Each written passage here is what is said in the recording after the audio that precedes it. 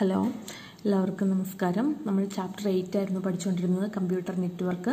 അതിൻ്റെ പാർട്ട് 4 ആണ് ഈ ക്ലാസ്. ദെൻ നമ്മളതിൻ്റെ പാർട്ട് 3-ൽ നമ്മൾ ഏതായിരുന്നു പഠിച്ചത്? Unguided medium. അതിനകത്ത് radio waves, microwaves, infrared waves, ഇങ്ങനെ 3 ടൈപ്പ് വേവ്സ് യൂസ് ചെയ്തിട്ട് അൺഗൈഡഡ് മീഡിയത്തിൽ എങ്ങനെയാണ് ഡാറ്റ ട്രാൻസ്ഫർ ചെയ്യുന്നത് എന്നുള്ള കാര്യമായിരുന്നു നമ്മൾ പാർട്ട് 3-ൽ പഠിച്ചത്. അതേപോലെ തന്നെ wireless communication technologies using radio waves, Bluetooth, wifi, WiMAX, satellite link, ഇങ്ങനെ 4 type wireless communication technologies using radio waves use ചെയ്തിട്ടുള്ള വയർലെസ് കമ്മ്യൂണിക്കേഷൻ ടെക്നോളജീസിനെ കുറിച്ചും നമ്മൾ 3rd ചാപ്റ്ററിൽ പഠിച്ചു. ഇനി നമ്മൾ അടുത്ത പാർട്ടിലോട്ട് പോവുകയാണ്.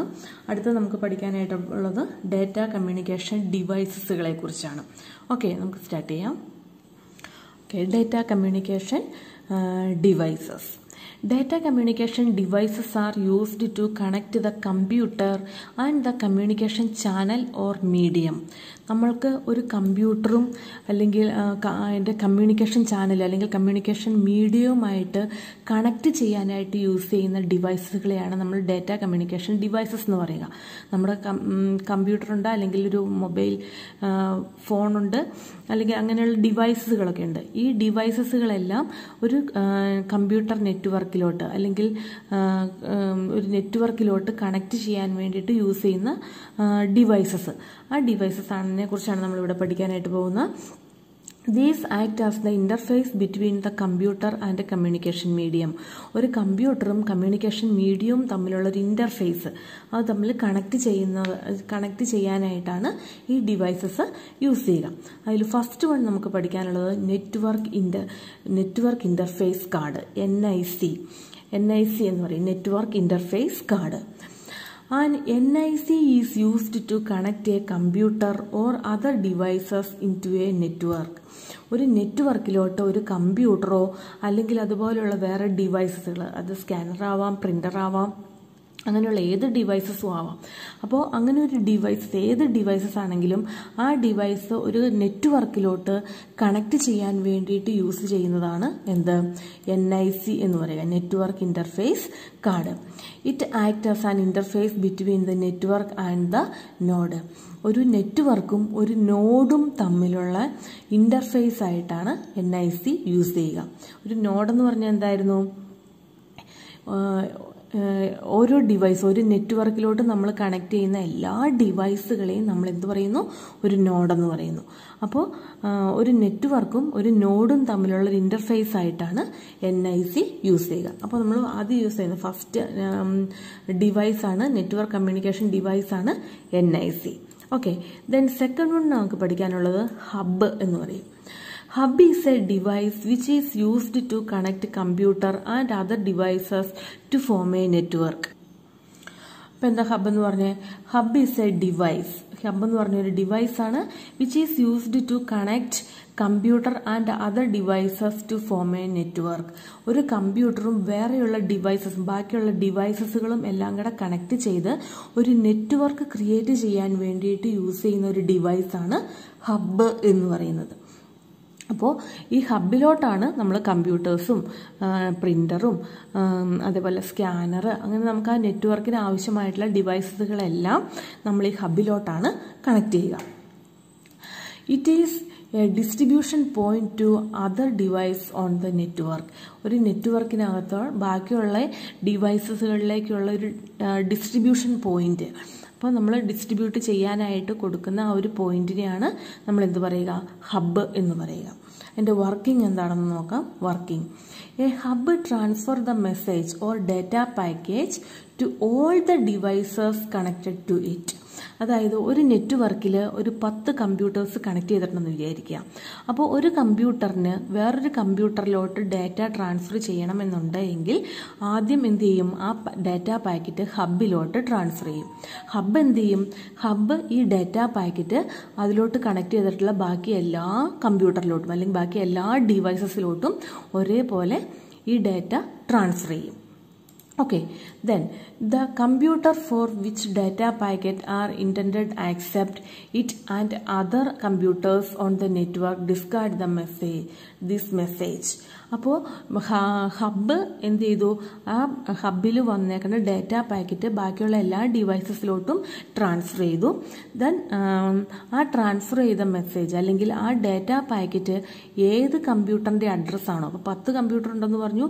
അപ്പോൾ കമ്പ്യൂട്ടർ എ അല്ലെങ്കിൽ 1 എന്ന് പറയുന്ന കമ്പ്യൂട്ടർ അതൊരു 7 എന്ന് പറയുന്ന കമ്പ്യൂട്ടറിലോട്ടാണ് പാസ് ചെയ്തത്.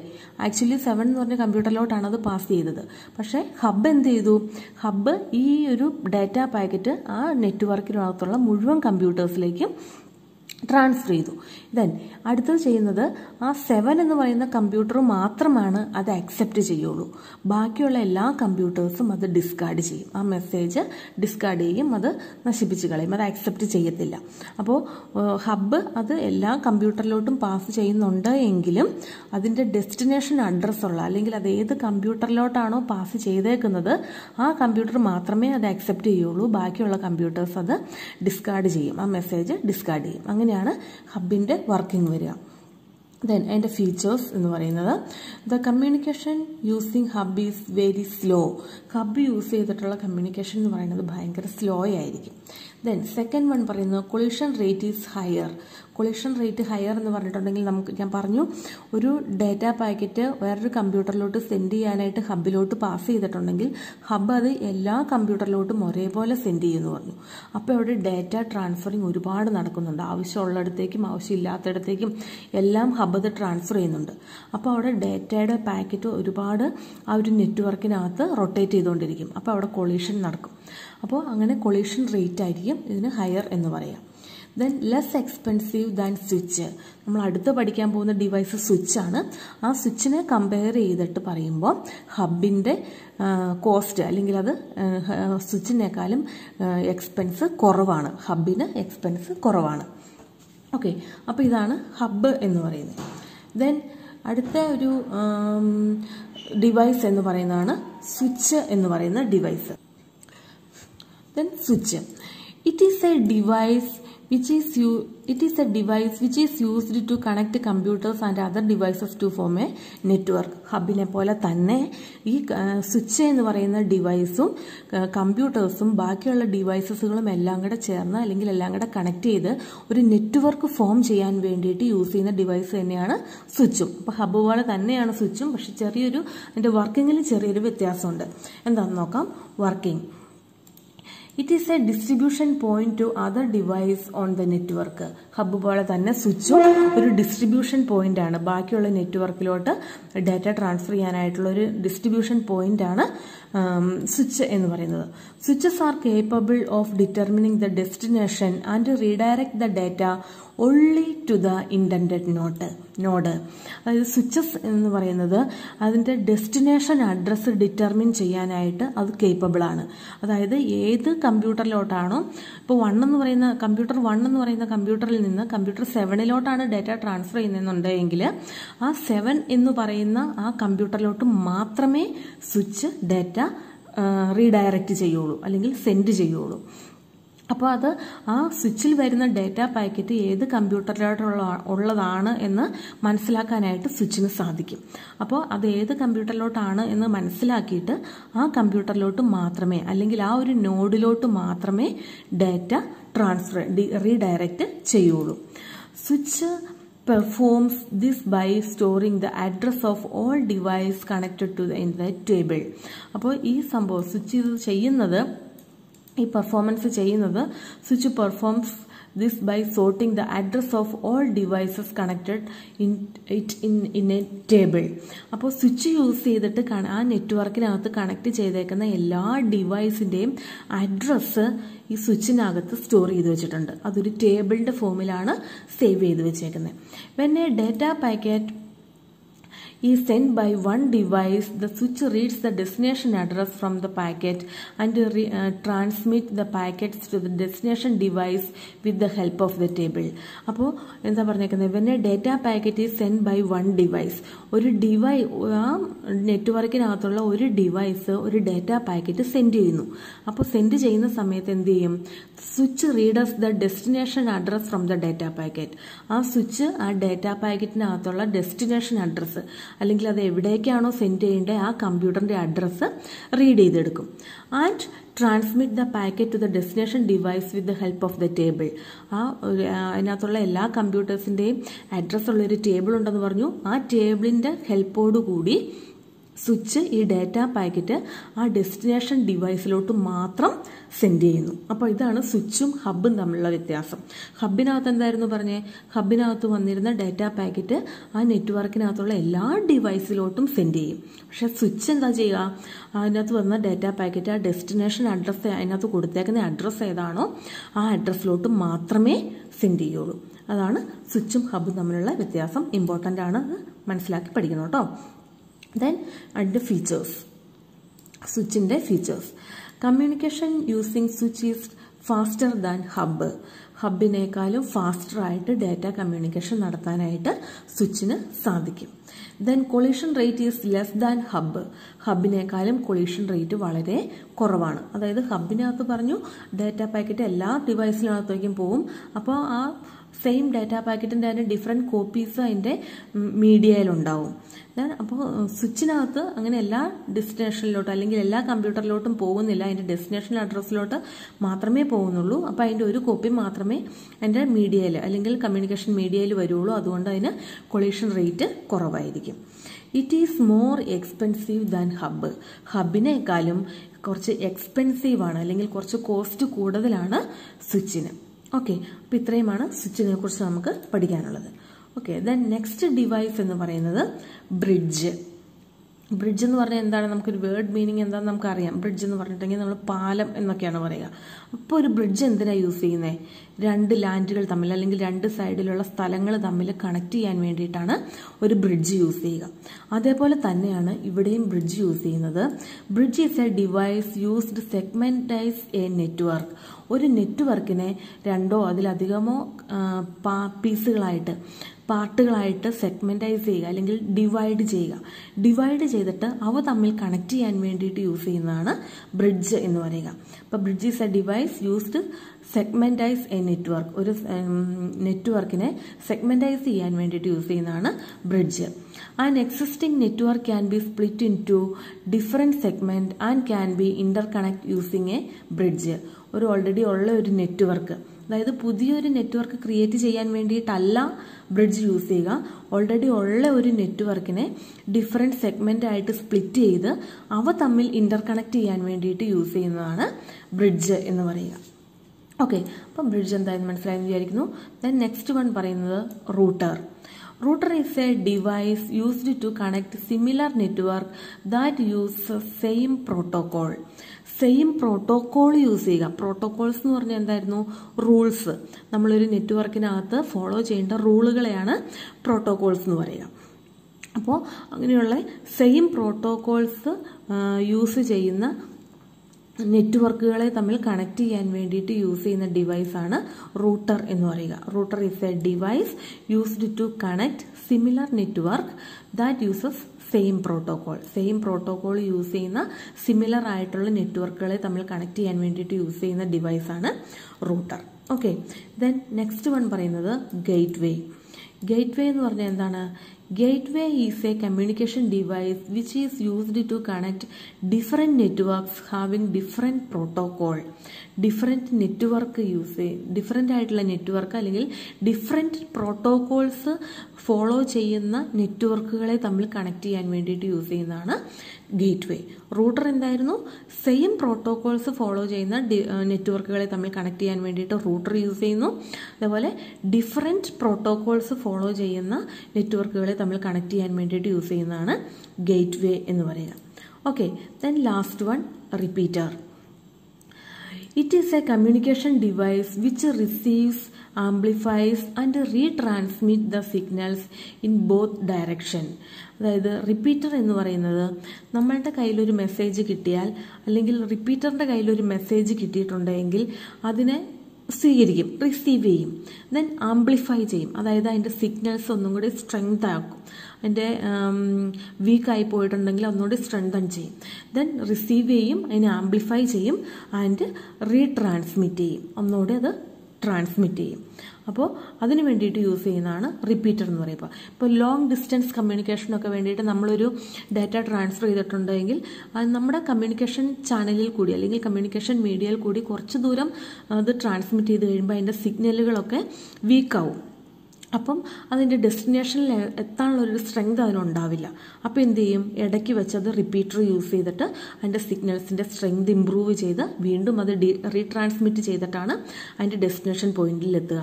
അപ്പോൾ ഒരുപാട് ലോങ് ഡിസ്റ്റൻസ് ഒക്കെ ആണെങ്കിൽ ഡിഫറെൻറ്റ് നമ്പർ അല്ലെങ്കിൽ കൂടുതൽ നമ്പർ റിപ്പീറ്റർ യൂസ് ചെയ്തിട്ടായിരിക്കും നമ്മുടെ ആ സിഗ്നൽസ് അതിൻ്റെ ഡെസ്റ്റിനേഷനിൽ എത്തുന്നത്.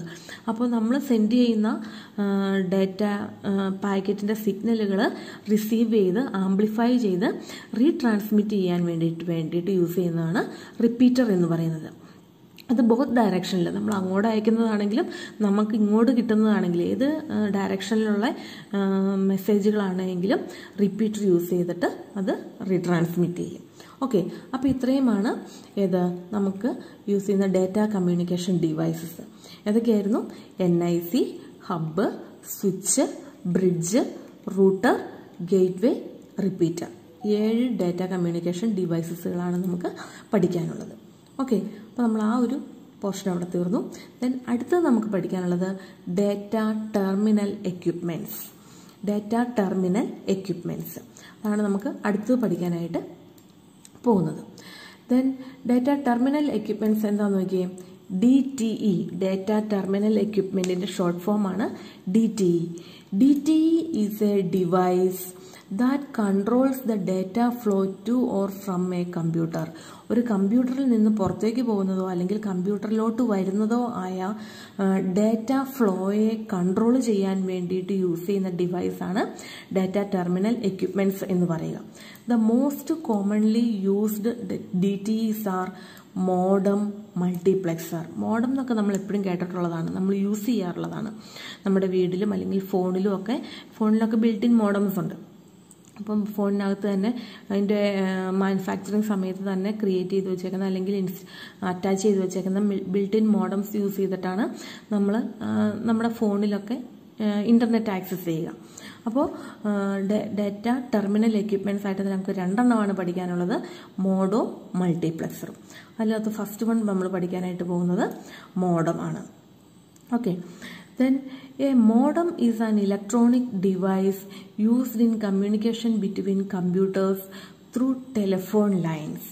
ടെലിഫോൺ ലൈൻസ് യൂസ് ചെയ്ത് കമ്പ്യൂട്ടേഴ്സ് തമ്മിൽ ഡാറ്റ കമ്മ്യൂണിക്കേഷൻ നടത്താൻ വേണ്ടിയിട്ട് യൂസ് ചെയ്യുന്ന ഒരു ഇലക്ട്രോണിക് ഡിവൈസാണ് മോഡം എന്ന് പറയുന്നത്.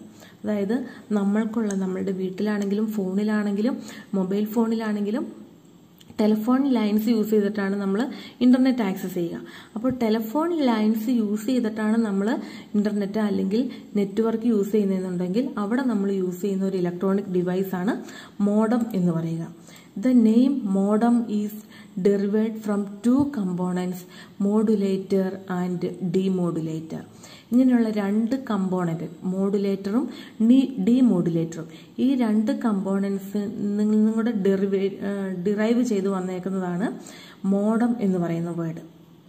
അപ്പോൾ മോഡം എങ്ങനെയാണ് അല്ലെങ്കിൽ ആ മോഡം എന്ന് പറയുന്ന വേർഡ് എങ്ങനെയാണ് ഉണ്ടായത് എന്നാണ് ഇവിടെ പറഞ്ഞേക്കുന്നത്. Modulator and demodulator. Modem is a device which is used to convert digital signals in to analog signals. അതിന് പറയുന്നതാണ് മോഡുലേഷൻ എന്ന് പറയുന്നത്. മോഡം എന്ന് പറയുന്ന ഡിവൈസ് നമ്മൾ യൂസ് ചെയ്യുന്നത് ഡിജിറ്റൽ സിഗ്നൽസിനെ അനലോഗ് സിഗ്നൽസ് ആക്കി കൺവേർട്ട് ചെയ്യാൻ. ഇതാണ് മോഡുലേഷൻ. അതായത് ഡിജിറ്റൽ സിഗ്നൽസിനെ അനലോഗ് സിഗ്നൽസ് ആക്കി കൺവേർട്ട് ചെയ്യുന്ന ആ ഒരു പ്രോസസ്സിന് പറയുന്ന പേരാണ് മോഡുലേഷൻ എന്ന് പറയുക.